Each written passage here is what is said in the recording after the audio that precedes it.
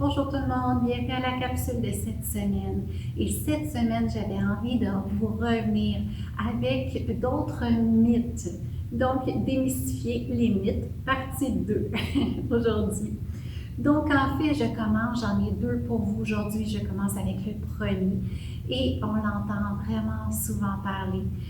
Donc, il y a encore beaucoup de jugements à ce propos et c'est que le yoga, c'est juste pour les filles. Alors là, je me permets, comment, messieurs, c'est vraiment pas le cas. Et on en voit de plus en plus dans nos cours, mais il faut comprendre que c'est une pratique, un exercice qui va englober le corps complètement. Et oui, il y a un côté un petit peu spirituel qui est le corps physique et le corps mental.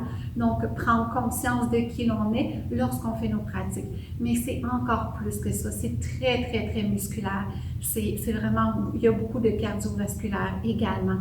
Donc, on travaille en force, en énergie, mais en souplesse également. Et il y en a beaucoup qui peuvent vraiment se permettre d'aller chercher peut-être un petit peu plus de souplesse. Donc, profitez-en, messieurs, venez l'essayer. C'est vraiment un exercice complémentaire, un exercice qui va vraiment venir chercher autre chose que le gym. Donc, prenez votre courage, mais venez nous voir. Comme je vous dis, il y en a de plus en plus.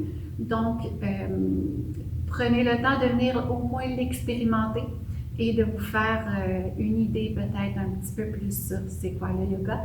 Mais je confirme que c'est un mythe dont on voit de plus en plus d'hommes et c'est une pratique qui se veut sur le corps entier, autant physique que mental.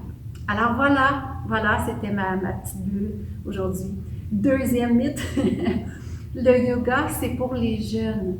Les personnes qui ont 55, 60, 65 ans et plus pensent que le yoga, c'est vraiment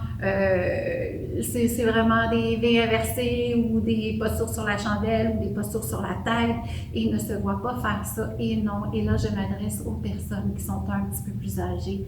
On a des cours adaptés pour vous. On va y aller avec des cours sur chaise ou vraiment du stretching, des cours qui ne demandent pas beaucoup au niveau cardiovasculaire, mais qui va vous donner tant de bien au niveau du stretching, au niveau que ce soit l'étirement, les torsions, donc peu importe, on va aller à votre propre rythme et vous pouvez toujours aller à votre propre rythme, ça c'est sûr et certain. Donc prenez votre temps et c'est très très très adapté, c'est vraiment le contraire.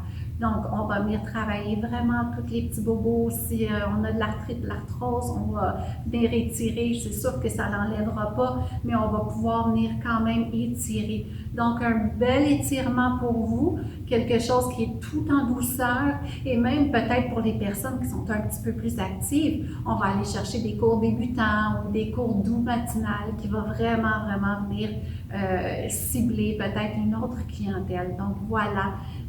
Prenez le temps, la même chose, prenez le temps, venez nous voir et venez l'expérimenter, voir si ça vous convient ou pas.